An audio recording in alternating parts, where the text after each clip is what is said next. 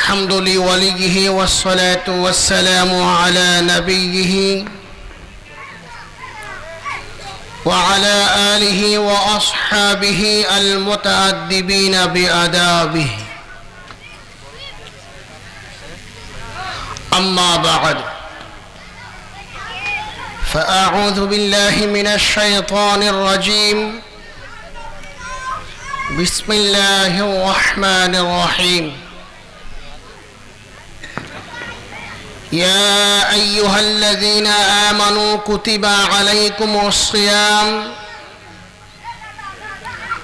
كما كتب على الذين من قبلكم لعلكم تتقون. صدق الله العظيم. وقال رسول الله صلى الله عليه وسلم: من صام رمضان إيمانا واحتسابا غفر له ما تقدم من ذنبه، أو كما قال النبي عليه الصلاة والسلام.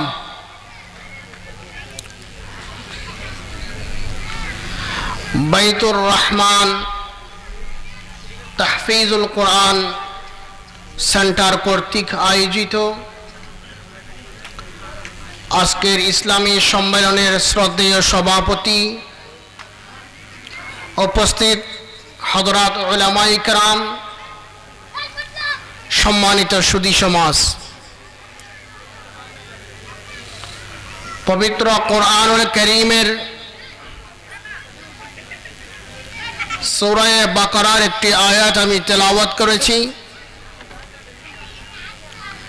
এবং রাসূল করিম সাল্লাল্লাহু আলাইহি ওয়াসাল্লামের একটি বিশুদ্ধ হাদিস পাঠ করেছি। তিলাওয়াতকৃত আয়াত এবং হাদিসের আলোকে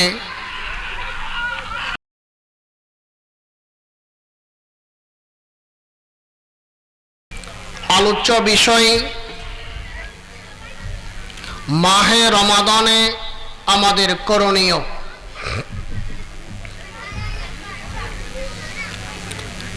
মাহে রমাদান অত্যন্ত মোবারক, মূল্যবান একটি মাস। এ মাসে প্রত্যেক ঈমানদার মুসলমানের জন্য মৌলিকভাবে দুটি কাজ।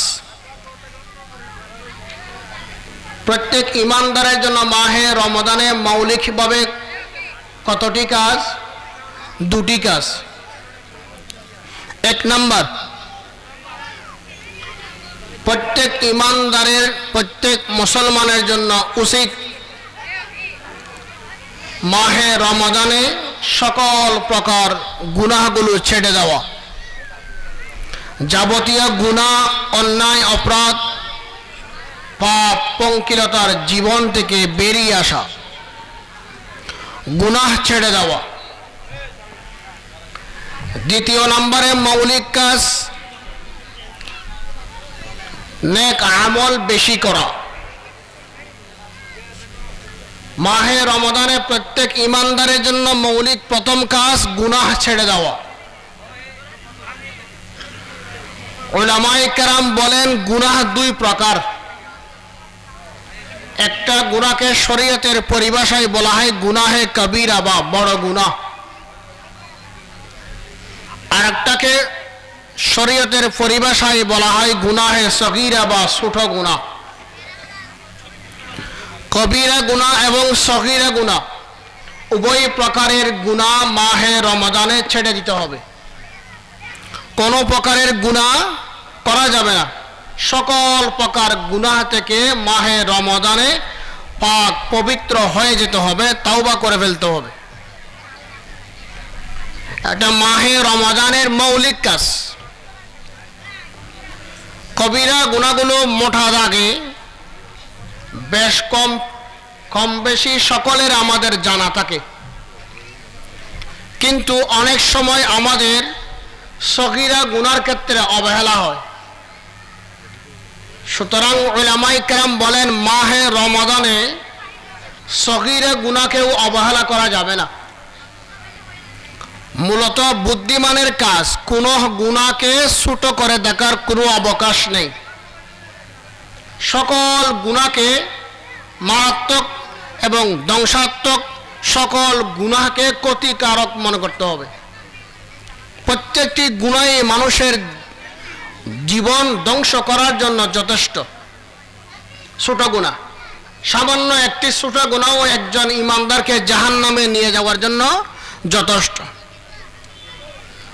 কোরআনুল কারীমের সূরা কাহাফের এক আয়াতে আল্লাহ তাআলা বলেন,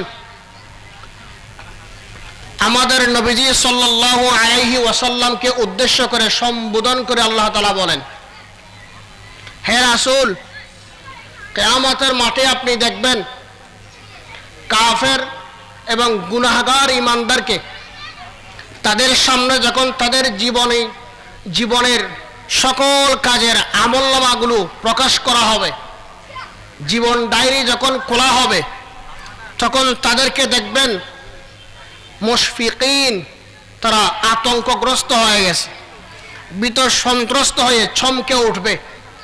আর সকলেই অপরাধীরা আমলনামা দেখে বলবে, সমস্ত অপরাধীরা বলবে, ক্বালু ইয়া ওয়াইলাতানা, হে আমাদের সর্বনাশা, মালি হাদাল কিতাব লা ইউগাদিরু সাগীরাতান ওয়ালা কাবীরাতান, লা ইউগাদিরু সাগীরাতান ওয়ালা কাবীরা ইল্লা আহসাহা। অপরাধীরা বলবে, হায়রে আফসোস, আশ্চর্য তো, এটা কেমন আমলনামা যে আমলনামাতে ছোট বড় কোনো গুনাহই বাদ যায়নি, কোনো কিছুই বাদ পড়েনি। আমার জীবনের ছোট বড় সমস্ত প্রকারের অপরাধগুলো পুঙ্খানুপুঙ্খভাবে লিপিবদ্ধ করা হয়েছে। এটা কেমন কিতাব, এটা কেমন ডায়েরি। তাহলে এই আয়াতে আল্লাহ তাআলা পরিষ্কার করে দিলেন, আমাদের সকলের আমল নামায় কিয়ামতের মাঠে আমরা আমাদের সগীরা গুনাহগুলো লেখা পাবো। তাহলে কি বোঝা গেল? আমাদের জীবনে যে ছোট গুনাহগুলো হয়, ছোট ছোট গুনাহ হয়, সেগুলো কিরামান কাতিবিন, দুই কাদের ফেরেশতা, তারা আমলনামায় লিপিবদ্ধ করেন।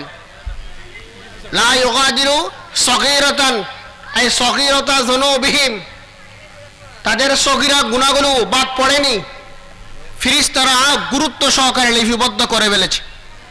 এই আয়াত পরিষ্কারভাবে বুঝায় মানুষের জীবনের সগীরা গুনাহগুলো আমলনামায় লেখা হয়। তাই সহিহ ইবনে হিব্বানের হাদিস আল্লাহ রাসূল সাল্লাল্লাহু আলাইহি ওয়াসাল্লাম আম্মা জান আয়েশা সিদ্দিকা রাদিয়াল্লাহু তাআলা আনহাকে সম্বোধন করে বলে, ইয়া আয়েশাতু ইয়াকি ওয়া মুহাক্কারাতিজ যুনুব, হে আয়েশা শোনো, ইয়াকি ওয়া মুহাক্কারাতিজ যুনুব, সাবধান, তুমি ছোট ছোট গুনাহগুলো থেকে বেঁচে থাকো, ছোট ছোট গুনাহগুলো থেকেও বেঁচে থাকো।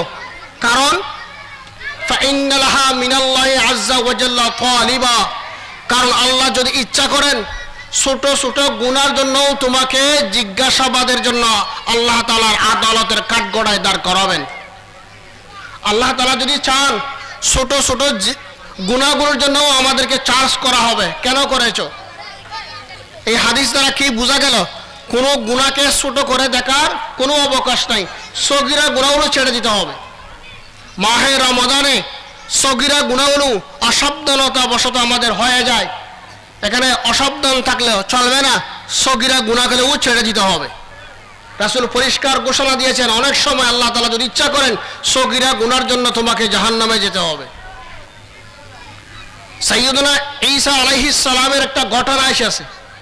আল্লামা মুসা রুহানি বাজি আলাইহির রহমা তার ইস্তি'যামুস সাগায়ের নামক কিতাবে ঘটনা উল্লেখ করেছেন। ঈসা নবীর একটা মুআজিজা ছিল, তিনি মৃত ব্যক্তিকে জীবিত করতে সক্ষম। এটা তার মুআজিজা, তার ক্ষমতা নয়, আল্লাহ প্রদত্ত ক্ষমতা। আল্লাহ তাআলা যদি ইচ্ছা করেন ঈসা আলাইহিস সালাম কুম বিইজনিল্লাহ এ কথা বললে কবর থেকে মুর্দা সরাসরি জীবিত হয়ে বের হয়ে আসতেন। এটা ঈসা নবীর মুআজিজা। একদিন ঈসা নবী এক কবরস্থানের পাশে দাঁড়িয়ে এক কবরের দিকে ইঙ্গিত করে বললেন, কুম বিইজনিল্লাহ, হে কবরবাসী, আল্লাহর নামে উঠে আসো। এমনি হঠাৎ করে কবর থেকে এক ব্যক্তি দাঁড়িয়ে গেল। ঈসা আলাইহিস সালাম তার পরিচয় নিলেন। পরিচয় নেওয়ার পর জিজ্ঞেস করলেন, তুমি কে? সে ব্যক্তি বলে, আনা হাম্মালুন, আমি একজন বোঝা বহনকারী। অর্থাৎ আমার পেশা ছিল বোঝা বহন করা, কুলি। আমাদের দেশে বর্তমানে যেরকম কুলি আছে, চালের বস্তা, ডালের বস্তা বহন করে, এরকম মানুষের লাকড়ির বস্তা, চালের বস্তা, বিভিন্ন দ্রব্যাদির বস্তাগুলো বহন করতেন কুলি। ঈসা আলাইহিস সালাম জিজ্ঞেস করে, তোমার কি অবস্থা? পরকালীন জীবনের বিবরণ দাও। ওই ব্যক্তি বলে, আমার ব্যক্তিগত আমল ভালো ছিল, আল্লাহ তাআলা আমার সাথে ভালো আচরণ করেছে, তবে একটা বিষয়ে আল্লাহ তাআলা আমাকে এখনো পর্যন্ত ছাড় দেয় নাই, এখনো পর্যন্ত আমি ফেরেশতাদের রিমান্ডে রয়েছি। কি বিষয়? সেই বিষয়টা হলো, একদিন আমি নাকালতু ইয়াওমান, একদিন আমি বোঝা বহন করে নিয়ে যাচ্ছিলাম, লিল ইনসানি হাতবা, এক ব্যক্তির লাকড়ির বোঝা বহন করে নিয়ে যাচ্ছিলাম। এমত অবস্থায় হঠাৎ ফাকাসারতু, এমত অবস্থায় হঠাৎ আমি একটা লাকড়ির ছোট শলাকার মতো, মেসের কাঠি যেরকম থাকে, বাঁশের কাঠি যেরকম থাকে, আমরা কিলাল করি, দাঁতে কোনো কিছু লেগে থাকলে কিলাল করি, এরকম কিলাল করার জন্য একটা সামান্য কাঠি আমি ভেঙেছি। ফাকাসারতু মিনহু, ওই লাকড়ির বোঝা থেকে খিলালান, একটা কাঠি দাঁত খিলাল করার জন্য। ওয়া তাখাল্লালতু বিহি, এবং সেই কাঠি দিয়ে আমি আমার দাঁত কিলাল করেছি, ওই কিলালের লাঠি আমার অপর ভাইয়ের বোঝা থেকে বিনা অনুমতিতে ভেঙে নিয়েছিলাম। এটার জন্য এখনো পর্যন্ত, যেই দিন থেকে আমি মৃত্যুবরণ করেছি, এখনো পর্যন্ত আমাকে সেটার জন্য রিমান্ডের শাস্তি ভোগ করতে হচ্ছে। সুবহানাল্লাহ। তাহলে আল্লাহ তাআলা যদি ইচ্ছা করেন, একটা কাঠির জন্য, একটা কিলালের জন্য আপনাকে আটকে রাখতে পারবে, জাহান্নামে দিতে পারবে। এক আল্লাহর ওয়ালা, বড় বুজুর্গ ব্যক্তি, যার নাম হাসান ইবনে আবি সিনান রাহিমাহুল্লাহ, তাবিঈন, অনেক বড় আল্লাহ ওয়ালা বুজুর্গ। এমন বুজুর্গ যিনি লাগাতার 60 বছর পর্যন্ত কোনোদিন জীবনে পুষ্টিকর খাবার খায়নি। সুবহানাল্লাহ, 60 বছর পর্যন্ত। আমাদের অনেকের জীবন আয়ু হয় 60 বছর। 60 বছর পর্যন্ত কোনোদিন পুষ্টিকর খাবার খায়নি, কোনোদিন ঠান্ডা বা তরল পানীয় পান করে নাই। কেন? তার লজ্জা হতো। এই লজ্জায় যে আল্লাহ তাআলা তো আমাকে হাজারো নিয়ামত দান করেছেন, যদি আমি এই পুষ্টিকর খাবার খাই এবং সবসময় ভালো উন্নত মানের খাবারগুলো বক্ষণ করি, কিন্তু সেই পরিমাণ আল্লাহর ইবাদত তো আমার পক্ষে হচ্ছে না। আল্লাহ যদি কিয়ামতের মাঠে জিজ্ঞেস করেন, তোমাকে এত সুন্দর নিয়ামত দান করলাম, পানীয় দান করলাম, তুমি কি পরিমাণ আমার ইবাদত করেছো, আমি আল্লাহকে কি জবাব দেব? এই ভয়ে, লজ্জায় আল্লাহকে কিভাবে মুখ দেখাবো, এই লজ্জায় লাগাতার 60 বছর পর্যন্ত কোনোদিন পুষ্টিকর খাবার গ্রহণ করেনি, খায়নি। এত বড় আল্লাহওয়ালা, তার ঘটনা এসেছে। তিনি ইন্তেকালের পর তাকে এক ব্যক্তি স্বপ্নে দেখলেন, তার মুরিদ ভক্ত। জিজ্ঞেস করেন, হুজুর, আপনার সাথে আল্লাহ তাআলা কেমন আচরণ করেছে? তিনি উত্তর করলেন, আল্লাহ তাআলা আমাকে ক্ষমা করে দিয়েছে, আল্লাহ আমার সাথে ভালো আচরণ করেছে। ফাআলাল্লাহু বি খায়রা ইল্লা আন্নী মাহবুসুন মিনাল জান্নাতি বিইবরাতিন ইস্তাআরতুহা ফালাম আরুদ্দাহা। অর্থাৎ, কিন্তু আল্লাহ আমাকে এখনো পর্যন্ত জান্নাত থেকে আটকে রেখেছে, জান্নাতে প্রবেশ করতে দেয় নাই। এখানে প্রশ্ন রাখতে পারে, জান্নাত তো হবে কিয়ামতের পরে, ওই ব্যক্তিকে জান্নাতে যেতে দেওয়া হয় না, এর অর্থ কি? এখানে জান্নাত বলতে তার রূহকে জান্নাতে প্রবেশ করতে দেওয়া হয় নাই, অথবা রূহ রেখা রাস্তানি ইল্লিয়িনে প্রবেশ করতে দেওয়া হয়নি। তিনি বলেন, আমাকে এখনো পর্যন্ত বন্দী করে রাখা হয়েছে, আমার রূহকে জান্নাতে প্রবেশ করতে দেওয়া হয় নাই, শুধু একটা সুইচের ব্যাপারে। বিইবরাতিন, একটা সুইচ, কাপড় সেলাই করার সুইচ, এই সুইচটা আমি আমার এক প্রতিবেশী থেকে ধার নিয়েছিলাম, কিন্তু পরবর্তী সেটা তাকে আর ফিরাই দেয় নাই, মনে ছিল না। এই সুইচের ব্যাপারে আল্লাহ তাআলা আমাকে জান্নাত থেকে বঞ্চিত করেছে। তাহলে কি বোঝা গেল? আল্লাহ যদি ইচ্ছা করেন, একটা সুইচ বিনা অনুমতিতে বাড়ি থেকে নিয়েছেন, ফেরত দেন নাই, এটার জন্য আপনি জান্নাতে যেতে পারবেন না, যদি আল্লাহ ইচ্ছা করেন। ছোট ছোট কাজ অনেক সময় আমরা অবহেলা করি, যেমন পশ্চিম দিকে কাবার দিকে তুতু ফেলা মাকরু, কাবার দিকে তুতু ফেলা মাকরু। অনেক সময় দেখা যায় অনেক মানুষ কাবার দিকে তুতু ফেলে আর বলে কি হয়েছে, কাবার দিকে কোথায় কাবা সৌদিয়ায় আর কোথায় আমি বাংলাদেশে, কাবার দিকে তুতু ফেললাম তো কি হলো। এরকম কাবাকে তুচ্ছ করে কেউ যদি পশ্চিম দিকে তুতু ফেলে, হাদিস শরীফে এসেছে আল্লাহ রাসূল বলেন قال رسول الله صلى الله عليه وسلم من تفل تجاه القبلة جاء يوم القيامة وتفله بين عينيه أو كما قال النبي عليه الصلاة والسلام। রাসূল বলেন আমার কোন উম্মত যদি অবজ্ঞা করে তুচ্ছ করে কাবার দিকে তুতু ফেললো, কিয়ামতের মাঠে সে লক্ষ লক্ষ কোটি কোটি মানুষের সামনে তার এই তুতুগুলো তার মুখে নিয়ে উঠবে। কিয়ামতের মাঠে সকলে তার দিকে তাকিয়ে থাকবে, কিরে এই লোকের মুখে তুতু কেন? ওই তুতু হলো সে দুনিয়াতে কাবার দিকে ফেলেছিল সেই তুতু।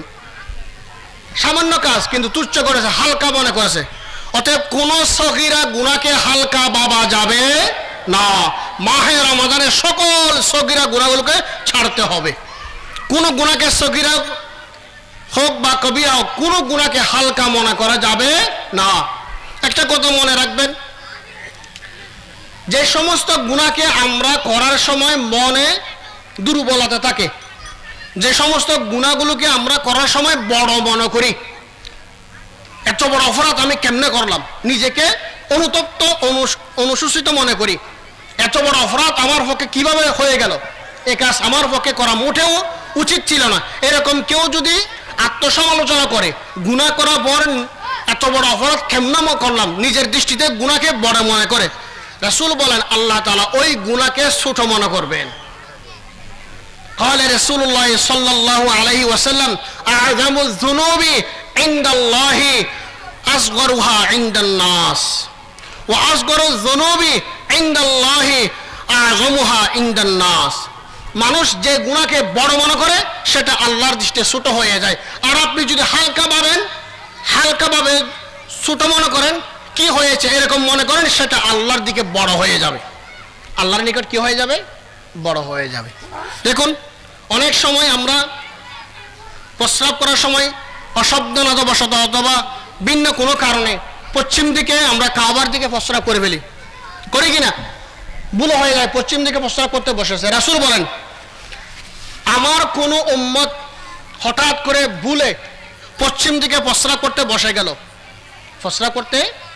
গেল, মান তুজাহাল কিবলাতি মান জালাসা তুজাহাল কিবলাতি ফান হারাফা আনহা আজলালাল্লাহ। প্রস্রাব করতে বসলো পশ্চিম দিকে, হঠাৎ মনে পড়লো হায় এটা এদিকে তো কাবার দিকে আমি কেন বসলাম, এই কথা মনে আসার সাথে সাথে কাবার মর্যাদা বুঝে সাথে সাথে সরে গেল। রাসূল বলেন লাম ইয়াকুম মিন মাজলিসি ইল্লা গুফিরা লাহু। ওই ব্যক্তি বসা থেকে ওঠার আগে জীবনের সমস্ত গুনাহগুলো মাফ,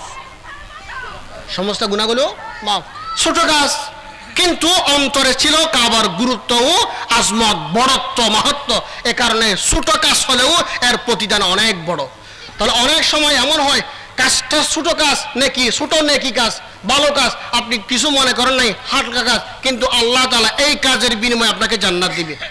আবার অনেক সময় বিপরীত এমন হয়, ছোট্ট একটা গুনাহ আপনি কিছু মনে করেন নাই, কিন্তু সেটার কারণে আপনাকে জাহান্নামে যেতে হবে। তাই কোনো গুনাহকে ছোট মনে করা যাবে না, কোনো অপরাধ, কোনো পাপকে ছোট মনে করা যাবে না। সাহাবায়ে কেরাম বলেন আমরা তো কোনো গুনাহকে ছোট মনে করি না, সকল গুনাহ আমাদের দৃষ্টিতে কবিরা। তাহলে মাহে রমজানে মৌলিক কাজ, সকল ইমানদারের দুটি মৌলিক কাজ, এর মধ্যে প্রথম মৌলিক কাজ হলো গুনাহ ছেড়ে দিতে হবে। কোন ধরনের গুনাহ?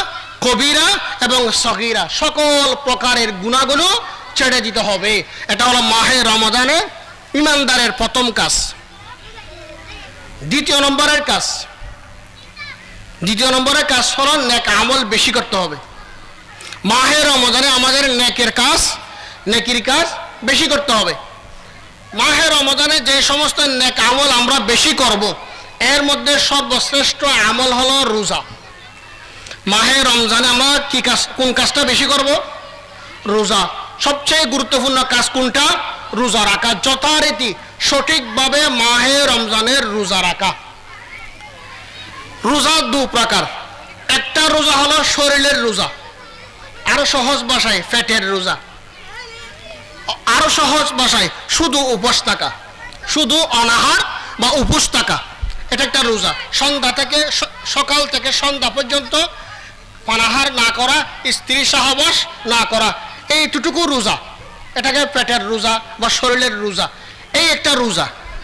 আরেকটা হলো সৌমে কামেল, পরিপূর্ণ রোজা, পূর্ণাঙ্গ রোজা। তাফসিরের কিতাবে ওলামায়ে কেরাম, তাফসিরে জাদুল মাসির নামক তাফসিরের কিতাব, এই কিতাবে উল্লেখ আছে পরিপূর্ণ রোজা বা পূর্ণাঙ্গ রোজা হওয়ার জন্য 4টি জিনিসের সমষ্টি হতে হবে। 4টি জিনিসের সমষ্টিকে পূর্ণাঙ্গ রোজা বলা হয়। কথাগুলো খুব মনোযোগ সহকারে শুনবেন, আমি অনুরোধ করে বলতেছি, মনোযোগ সহকারে শুনবেন। যারা এখন আমরা বাইরে বসে আসি, মেহরবানি করে ভেতরে বসে যাই। ধর্মীয় আলোচনার অনুষ্ঠানগুলো অত্যন্ত মুবারক, এখানে আদব সহকারে বসলেও সওয়াব আছে।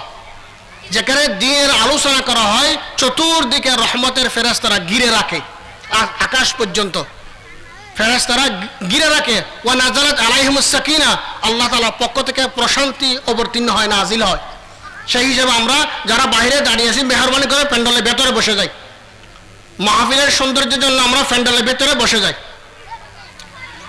তো রোজা দু প্রকার, একটা রোজা হলো শরীরের রোজা, আর একটা রোজা পূর্ণাঙ্গ রোজা। পূর্ণাঙ্গ রোজা কোনটা? পূর্ণাঙ্গ রোজা হওয়ার জন্য 4টা জিনিসের প্রয়োজন। 1 নম্বর সৌমুল আকল, বিবেকের রোজা। কোনোদিন শুনেছেন বিবেকের রোজা আছে? হ্যাঁ, বিবেকেরও রোজা আছে। আপনার বিবেক বুদ্ধির কি আছে? রোজা আছে। বিবেক বুদ্ধির রোজা বলতে কি? আপনার বিবেক, আপনার বুদ্ধি, আপনার চিন্তা চেতনা মানসিকতাকে আল্লাহর সন্তুষ্টির কাজে ব্যয় করা, আল্লাহর অসন্তুষ্টি, রাসূলের অসন্তুষ্টি, কোরআন সুন্নাহ বিরোধী কাজে চিন্তা চেতনা মানসিকতা ও বিবেক বুদ্ধিকে ব্যবহার করা থেকে বিরত রাখা, এটাকে বলা হয় সৌমুল আকল বা বিবেকের রোজা, বুদ্ধির রোজা। নাম্বার 2 সৌমুল কলবি, অন্তরের রোজা। অন্তরের রোজা বলতে অন্তরকে যাবতীয় ভ্রান্ত আকীদা, ভ্রান্ত বিশ্বাস ও গুনাহের জং ময়লা আবর্জনা থেকে ফুত পবিত্র রাখা, এটা হলো অন্তরের রোজা। 3 নম্বর সৌমুল জাওয়ারিহ, অঙ্গ প্রত্যঙ্গের রোজা। যেমন সৌমুল আইনাইন, দুই চক্ষুর রোজা। 2 চোখের রোজা কি? 2 চোখের সাহায্যে যা গুনাহ হয় সেই সমস্ত গুনাহ থেকে চোখকে বিরত রাখা। যেমন বেগানা নারীর দিকে দেখা, পরনারীর দিকে দেখা, টিভির অশ্লীল প্রোগ্রাম দেখা, চোখের গুনাহ। চোখের গুনাহগুলো থেকে চোখকে বিরত রাখা, চোখের রোজা। সাউমুল উযনাইন, 2 কানের রোজা। 2 কানের সাহায্যে যা গুনাহ করা হয় সেগুলো থেকে কানকে বিরত রাখা, গান শ্রবণ করা, অশ্লীল কথা শ্রবণ করা ইত্যাদি। সাউমুল লিসান, জিহবার রোজা বা বাকশক্তির রোজা। জিহবা দ্বারা যে সমস্ত গুনাহ করা হয় সেগুলো থেকে জিহবাকে বিরত রাখা। যেমন গীবত করা, পরসমালোচনা করা, পরনিন্দা করা, গালিগালাজ করা, কাউকে কটু কথা বলা, শক্ত কথা বলা, মন্দ কথা বলা, হ্যাঁ, এ জাতীয় যত কথা জিহ্বা দিয়ে হয় গুনাহ, সেগুলো থেকে জিহ্বাকে হেফাজত করা। সাউমুল ইয়াদাইন, 2 হাতের রোজা, অর্থাৎ 2 হাতের সাহায্যে যা গুনাহ হয় সেগুলো থেকে হাতকে বিরত রাখা। সাউমুল রিজলাইন, 2 পায়ের রোজা, অর্থাৎ 2 পায়ের সাহায্যে যা গুনাহ হয় সেগুলো থেকে পাকে বিরত রাখা। সাউমুল বাতন, ফ্যাটের রোজা, অর্থাৎ ফ্যাটকে হারাম খাবার থেকে ফাঁক রাখা। সাউমুল ফরজ বা লজ্জাস্থানের রোজা, অর্থাৎ যৌন শক্তির রোজা। আপনার যৌন শক্তিকে ইসলামী শরিয়া মোতাবেক ব্যবহার করা, ইসলামী শরিয়ার বাইরে যৌন শক্তি বা যৌনসার করা থেকে নিজেকে সংযত রাখা, এটা সাউমুল ফরজ বা যৌন শক্তির রোজা। কথাগুলো বুঝতে পেরেছেন? এই 3 প্রকারের রোজা। এর সাথে 4 নম্বরে আল ইখলাসু, রোজা রাখবো কেন? আল্লাহকে খুশি করার জন্য।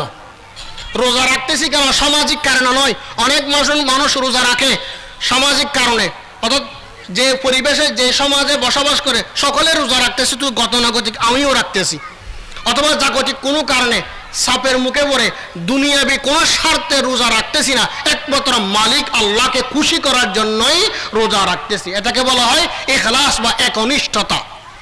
এই সৌমুল আকল, বিবেকের রোজা, সৌমুল কলব, অন্তরের রোজা, সৌমুল জাওয়ারে, অঙ্গ প্রত্যঙ্গের রোজা এবং ইখলাস, এই 4টি জিনিসের সমষ্টিকে একত্র করলে সেই রোজাকে বলা হয় পরিপূর্ণ বা পূর্ণাঙ্গ রোজা।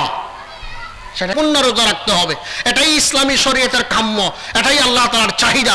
আল্লাহ তাআলা বলেন লাআল্লাকুম তাত্তাকুন, এইরকম সওমে কামেল যদি রাখো তোমাকে আমি পুরস্কার হিসেবে সমস্ত পাপ পঙ্কিলতা অপরাধ থেকে একবারে ফুত পবিত্র করে নিষ্পাপ শিশুর মতো করে দেবো, সুবহানাল্লাহ, ফরহেজগার বানিয়ে দেবো। তাহলে কি বোঝা গেল আমাদের রোজা কেমন হতে হবে? পূর্ণাঙ্গ রোজা। পূর্ণাঙ্গ রোজার জন্য কতটি জিনিস লাগবে? 4টি জিনিস লাগবে। এই 4টি জিনিসের সমন্বিত বস্তুকে সওমে কামেল বা পরিপূর্ণ রোজা বলে। পরিপূর্ণ রোজা যদি রাখি তাহলে লাভ কি? রাসূল বলেন আমার যে উম্মত পরিপূর্ণ রোজা রাখবে সাথে 2টি শর্ত মানবে। কতগুলো বুঝবেন? হাদিসটা বুখারী শরীফের হাদিস, মুসলিম শরীফের হাদিস, সহিহ সিত্তার প্রত্যেক কিতাবের হাদিস। রাসূল বলেন মান সামা রমাদান, যে ব্যক্তি রমজানের রোজা রাখলো, কেমন রোজা? পরিপূর্ণ রোজা রাখলো, ঈমানান একটি শর্ত, ইহতিসাবান 2টি শর্ত। ঈমানান এর 3টি অর্থ। ঈমানান মুহাম্মদ বিন সালেহ আল উসাইমিন তিনি বলেন রাদম বিফরজিয়াতি সাওমি আলাইহি, একজন ব্যক্তি রোজা রেখেছে ঈমানান, এর অর্থ হলো রোজা তার উপর যে আল্লাহ ফরজ করেছে এর উপর সে খুশি। রোজা আল্লাহ যে রোজা ফরজ করেছে তার উপর সে খুশি, খুশি মনে রোজা রেখেছে। মানসমা ঈমানান এর অর্থ হলো যে ব্যক্তি আত্মখুশিতে মনের আনন্দ নিয়ে খুশি মনে রোজা রেখেছে। অনেক মানুষ মাহে রমজান আসলে বেজার হয়, হয় না? খেতে পারবে না, খাতক খেতে পারবে না, অন্যান্য সমস্যা, কামলা লোক, শ্রমিক লোক রমজানকে ঘৃণা করে। আমি অনেক শ্রমিককে এরকম দেখেছি, রমজানটা এত দিনের 30 দিনের হয় কেন প্রশ্ন করেছে আমাকে এরকম সরাসরি। কারণ আমরা রিক্সা চালাই, কুলি, শ্রমিক, সাধারণ মানুষ, খেটে খাওয়া মানুষ, আমাদের পক্ষে মেহনতি মানুষের পক্ষে এত সময় 1 মাস ধরে রোজা রাখা সম্ভব? তাহলে অন্তরে খুশি নাই, রাখলেও ছাপে রাখে, সামাজিক কারণে রাখে। আল্লাহ রাসূল বলেন এমনটা হবে না, রমজানের ফজিলত সওয়াব পাবে, শর্ত হলো ঈমানান অর্থাৎ রিদম বিফরজিয়াতিল সাওমি আলাইহি, রোজা যে আপনার উপর আল্লাহ ফরজ করেছেন এটার উপর খুশি থাকতে হবে। তাহলে রোজা যে আমার উপর রমজান আসলো, রমজান আসলে আমরা খুশি না বেজার? খুশি থাকতে হবে। রমজানের ফেয়েও খুশি, রমজানের রোজা ফেয়েও খুশি, রমজানের রোজা ফেয়েও খুশি হতে হবে। 2 নম্বরের অর্থ ঈমানান, এর দ্বিতীয় হলো আই মুকিনান, মুকিনান বিশ্বাস রেখে। কি বিশ্বাস? বিফরজিয়াতিহি ওয়া আফজালিয়াতিহি, মাহে রমজানের রোজার শ্রেষ্ঠত্ব, এটা ইসলামের গুরুত্বপূর্ণ বিধান। এই 2 কথা বিশ্বাস রেখে কেউ রোজা রাখে এবং সাথে সাথে রোজাকে ইসলামের গুরুত্বপূর্ণ বিধান হিসেবে বিশ্বাস করে, রোজা রাখে, রোজার শ্রেষ্ঠত্বকে বিশ্বাস করে, এই বিশ্বাসের খাতিরেই রোজা রাখে।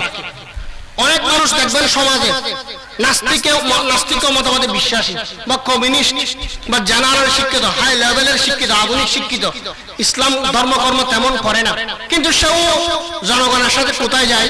ঈদগাহে যায়, মাহে রমজান আসলে রোজা রাখে, অন্তরে রোজার প্রতি আপত্তি আছে, ইসলামের বিধানের প্রতি আপত্তি আছে, মাহে রমজানের প্রতি আপত্তি আছে, অন্তরে খুশি নাই। ইসলামের এই বিধান রমজান কেন দেওয়া হয়েছে, রোজা কেন ফরজ করলো, এর উপর সংশয় আছে। তাহলে ওই ব্যক্তি যদি সারা জীবন রোজা রাখে, রোজার দ্বারা উপোস থাকা ছাড়া, পেটকে কষ্ট দেওয়া ছাড়া কোনো লাভ হবে না। রাসূল বলেন তুমি রোজা রাখলে রোজার প্রতিদান পাইবা, শর্ত হলো তুমি রোজাকে ইসলামের গুরুত্বপূর্ণ ফরজ বিধান একথা দৃঢ়ভাবে বিশ্বাস রাখতে হবে এবং ইসলামের গুরুত্বপূর্ণ মহিমান্বিত এর মাহাত্ম্য ও শ্রেষ্ঠত্বকে বিশ্বাস রাখতে হবে। 3 নম্বরে ঈমানান মাফউলুন লাহু, ইমাম তিবি বলেন সেটা মাফউলুন লাহু অর্থাৎ লিল ঈমানি, যে ব্যক্তি রমজানে রোজা রাখে ঈমানের কারণে, তার অন্তরে ঈমান আছে, ঈমানই তাকে রোজা রাখতে উদ্বুদ্ধ করেছে, তার ঈমান তাকে রোজা রাখতে উদ্বুদ্ধ করেছে। তাহলে বোঝা গেল যে সমস্ত মানুষ রোজা রাখে না তার ঈমানের সমস্যা আছে, কারণ ঈমান থাকলেই রোজা রাখা যায়। ঈমানের পাওয়ার, ঈমানের তেজ, ঈমান যদি সতেজ থাকে, ঈমান শক্তিশালী হলেই রোজা রাখা সম্ভব, যার ঈমান দুর্বল তার পক্ষে রোজা রাখা সম্ভব নয়। এই 3টা জিনিস অন্তরে রাখার পর খুশি মন, রোজার উপর খুশি, রোজাকে ইসলামের বিধান হিসেবে বিশ্বাস করে, রোজা ঈমানের কারণে রেখেছে, এই 3টা জিনিস নিয়ে যদি রোজা রাখে, সাথে দ্বিতীয় শর্ত ইহতিসাবান অর্থাৎ সওয়াবের আশা রাখে, সওয়াবের আশা রাখে। রোজা কেন রাখে? সওয়াবের আশা রাখে। অনেক মানুষকে দেখবেন জিজ্ঞেস করেন কোনদিন রোজা রেখেছে, অন্তরে কোনো আশা নাই। যদি জিজ্ঞেস করেন আপনি কেন রোজা রাখেন, আপনার নিয়ত কি, কোনো আশা আছে? আশা থাকে না। একটা কথা আপনাদেরকে জিজ্ঞেস করি, মনে করুন কোম্পানি আমাকে বোনাস দিবে, বকশিস দিবে মাহে রমজান, তাই না? মাহে রমজান সামনে আসতেছে, প্রতিটি কোম্পানি তার চাকরিজীবীকে, শ্রমিককে বকশিস দেবে না? এই বকশিস আমি পাবো, এই বকশিস পাবো এর জন্য 1 মাস 2 মাস এমনকি 1 বছর আগে থেকে প্ল্যান করে রাখি, সাজায় রাখি। এই বছর রমজানে যে বকশিস পাবো সেটা দিয়ে অমুক কাজ করব, তমুক কাজ করব, ঘরের এই কাজটা করব বা অমুক কাজটা করব। আমার বকশিসের বেতনের সাথে বকশিসের টাকাগুলো দিয়ে কি করব, এতগুলো প্ল্যান আমি সাজাতে পারি। মাহে রমজানে রোজা রাখতেছি, এই রোজার বিনিময়ে আমাকে আমার মালিক রব্বুল আলামিন কি পুরস্কার দিবে, এর কোনো ফিলিংস, এর কোনো অনুভূতি আমার অন্তরে থাকে? তাহলে আমি কেমন ঈমানদার? দুনিয়ার সামান্য বকশিসের জন্য যে আমি এত কিছু প্ল্যান করতে পারি, আগেভাগে অন্তর থেকে আমি প্রস্তুত থাকতে পারি, তাহলে আমি আমার রবের ইবাদত করে রোজা রেখে আমাকে আল্লাহ প্রতিদান দিবে, এর জন্য আমি মানসিক প্রস্তুতি নিলাম না কেন? আমার অন্তরে কোনো প্ল্যান থাকবে না কেন? রাসূল বলেন রোজা রাখতে হবে, সাথে সাথে মনের মধ্যে আশা থাকতে হবে। কি আশা? আজকে আমি রোজা রাখতেছি, আল্লাহ আমাকে জান্নাত দিবে, ওই নিয়ামত দিবে, সেই নিয়ামত দিবে, পুরস্কার দিবে, আল্লাহর প্রিয় হব, এইরকম আশাগুলো অন্তরে বাসা বাঁধতে হবে। আশাগুলো বাসা বাঁধতে হবে কোথায়? অন্তরে। এই বছর থেকে শিক্ষা নেব ইনশাআল্লাহ আমরা, রমজানের প্রত্যেকটি রোজাতে আমরা অন্তরে আশা রাখবো এই রোজা থেকে আল্লাহ তাআলা আমাকে মাফ করবেন। রাসূল বলেন কেউ যদি এরকম 2টা শর্ত মেনে রোজা রাখে, গুফিরা লাহু মা তাকদ্দামা মিন যামবিহি, তার জীবনের সমস্ত পাপগুলো মাফ। একটা রোজা সমস্ত পাপ মাফ। সমস্ত পাপ বলতে কোন পাপ? সগীরা গুনাহগুলো, সকল প্রকারের সগীরা গুনাহগুলো মাফ, সব সগীরা গুনাহ মাফ। এখন একটা প্রশ্ন জাগে, মনে করুন মাহে রমজানে একটা রোজার বিনিময়ে রোজা রাখলে জীবনের সমস্ত পাপ মাফ। এটা কি 30 রোজার ফজিলত না প্রতিটি রোজার আলাদা আলাদা ফজিলত? প্রত্যেক রোজা 30 দিনের প্রত্যেকটি রোজার আলাদা আলাদা ফজিলত। একটা রোজা রাখবেন, একটা রোজার বিনিময়ে জীবনের সমস্ত গুনাহ মাফ। এখন আপনাদের মনে মনে প্রশ্ন আসতেছে কিনা জানি না, আমার মনে আসতেছে। প্রশ্নটা কি? প্রশ্নটা হলো, মনে করুন আমি প্রথম রোজা রাখলাম মাহে রমজানে, পহেলা রমজান, প্রথম রমজানের বিনিময়ে জীবনের সকল পাপগুলো মাফ। এখন দ্বিতীয় রমজানের বিনিময়ে আমার কি মাফ হবে? গুনাহ তো আর নাই। প্রশ্ন বুঝেন না মনে হয়? প্রথম রমজানের প্রথম ধাক্কাতেই জীবনের সব গুনাহগুলো কি হয়ে গেছে? মাফ হয়ে গেছে। এখন দ্বিতীয় রমজানে আমার গুনাহ কি মাফ করবে? গুনাহ তো নাই। তৃতীয় রমজানে, চতুর্থ রমজানে এখন তার গুনাহ নাই, গত গুনাহগুলো তো এক রোজার ধাক্কাতে চলে গেছে, এখন আমি আল্লাহ আমার কি মাফ করবে? এই প্রশ্নের ব্যাখ্যা ইমাম নববী বলেছেন প্রথম দিন গুনাহ যেহেতু মাফ, এরপর আর গুনাহ নেই, দ্বিতীয় দিন তৃতীয় দিন পর থেকে নিয়ে আল্লাহ তাআলা ওই ব্যক্তির কবিরা গুনাহগুলো হালকা করবে। হালকা করতে করতে এক সময় ওই কবিরা গুনাহগুলো সগীরা হয়ে পরিণত হবে, সগীরা গুনাহগুলো মাফ হয়ে যাবে। এমনি ভাবে কবিরাগুলো অসগীরা হয়ে সেগুলো মাফ হয়ে যাবে। এরপর যদি আর কোনো গুনাহ না থাকে, প্রত্যেক দিনের রোজার বিনিময়ে তার আমলনামায় নেকি লেখা হবে। এটা হলো রমজানের রোজার ফজিলত। তাহলে আমাদের প্রথম করণীয় কি? মাহে রমজানের রোজা রাখা। এই রোজাটা কেমন ভাবে রাখতে হবে? পরিপূর্ণ রোজা। পরিপূর্ণ রোজা রাখলে এই হাদিসটা যথেষ্ট ফজিলতের জন্য। দ্বিতীয় করণীয় মাহে রমজানে তারাবিহের নামাজ পড়া।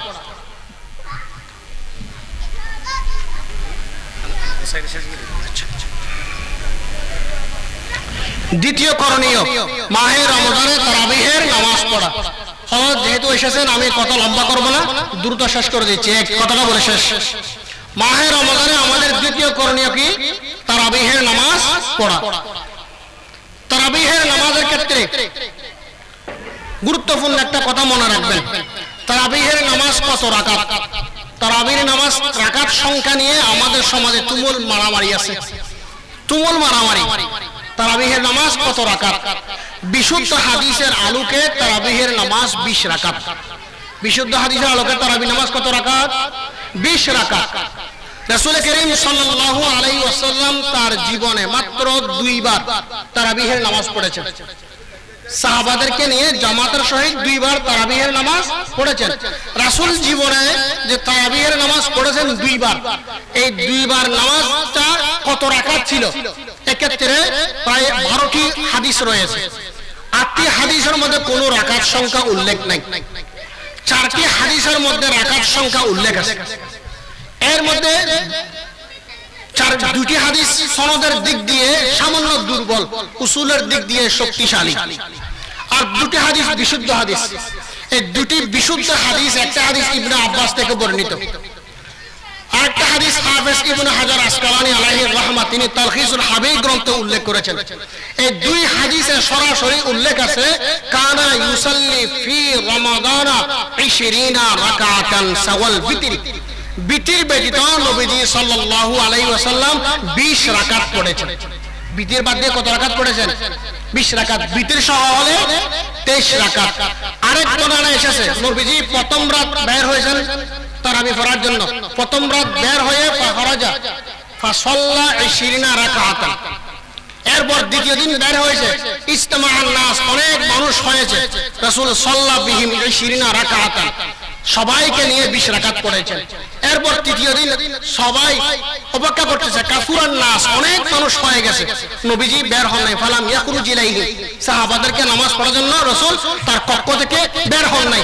সকালে রাসূল ঘুম থেকে উঠার পর সকালে বললেন আরাফতু ইজতিমাআকুম ওয়ালাকিন্নানি খাশিতু আন আতাকতুবা আলাইকুম, আমি তোমাদের আসার খবর, তোমাদের জমা হওয়ার, সমবেত হওয়ার খবর জানি, সব জানি, তোমরা যে মসজিদে এসেছো, সমাগম করেছো, কিন্তু আমার ভয় ছিল, আশঙ্কা ছিল আজকেও যদি আমি জামাতে নামাজ পড়াতাম আল্লাহ তাআলা তারাবির নামাজ ফরজ করে দিতেন, এই আশঙ্কায় আমি বের হই নাই। এই দুটো হাদিস, আরো দুটো হাদিস আছে, সময় সংকীর্ণতা সংক্ষেপে আমি বলতেছি না, আরো দুটো হাদিস আছে, মোট 4টি এই হাদিস, একটা মুসান্নাফ ইবনে আবি শাইবার হাদিস, আরেকটি হাদিস, এই 4টি হাদিস দ্বারা প্রমাণিত তারাবিহের নামাজ 20 রাকাত, তারাবিহের নামাজ 20 রাকাত। কিন্তু বড় আশ্চর্য কথা হলো তারাবিহের নামাজ 20 রাকাতের জন্য 4টি সহিহ হাদিস পাওয়া যায়, 8 রাকাতের জন্য কোনো হাদিস নেই, 8 রাকাতের পক্ষে কোনো হাদিস নেই। একটা হাদিস যারা আমাদের সমাজে বর্তমান প্রচার করে বুখারী শরীফের হাদিস, তারা সেই হাদিসটা হলো আম্মা জান আয়েশা সিদ্দিকা থেকে বর্ণিত।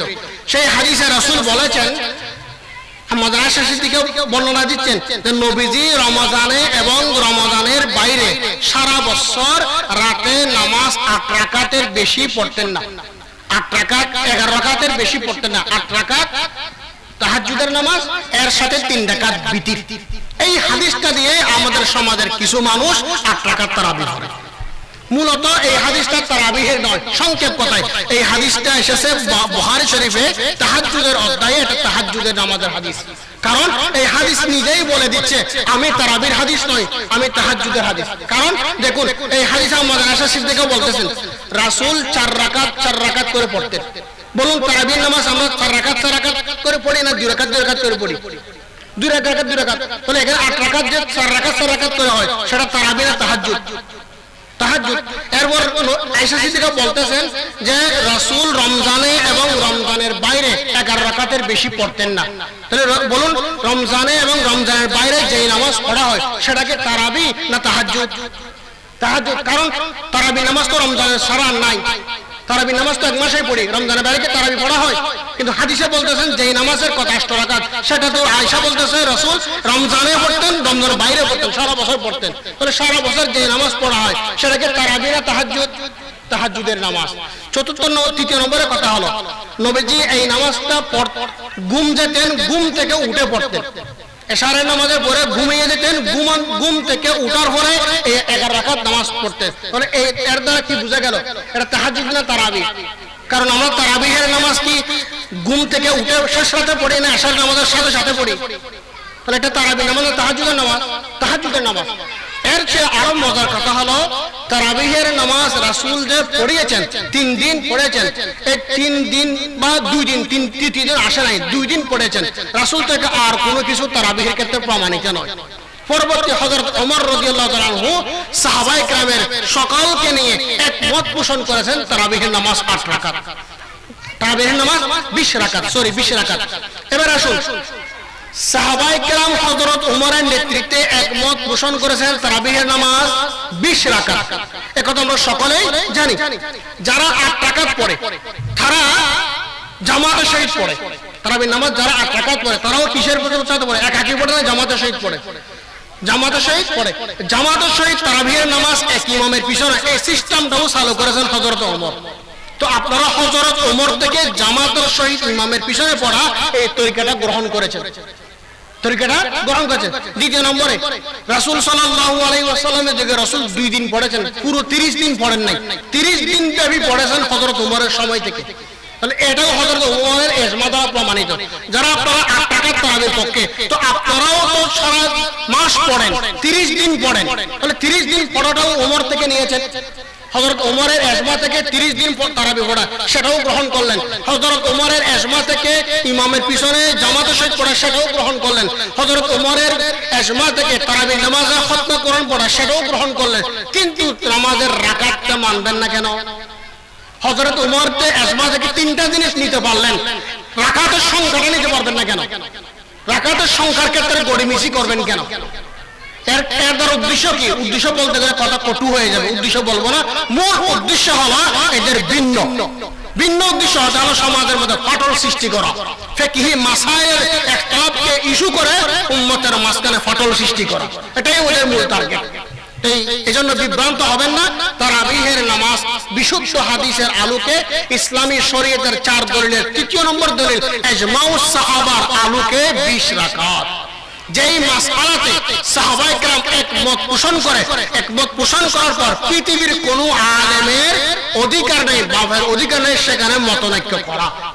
যেহেতু সাহাবায়ে কেরামের ঐক্যবদ্ধ সিদ্ধান্ত উপনীত হয়েছে তারাবিহের নামাজ 20 রাকাত, অতএব পরবর্তী কোনো আলেমের কোনো সুযোগ নেই সেখানে ইখতিলাফ করার।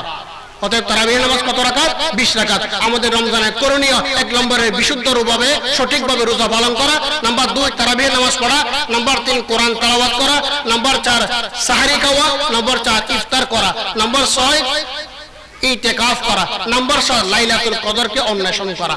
এই কাজগুলো মাহে রমজানে বেশি বেশি আদায় করার আল্লাহ তাআলা আমাদেরকে তৌফিক দান করুন। ওয়া আখির দাওয়ানা আলহামদুলিল্লাহি রাব্বিল আলামিন। আসসালামু আলাইকুম ওয়া রাহমাতুল্লাহ।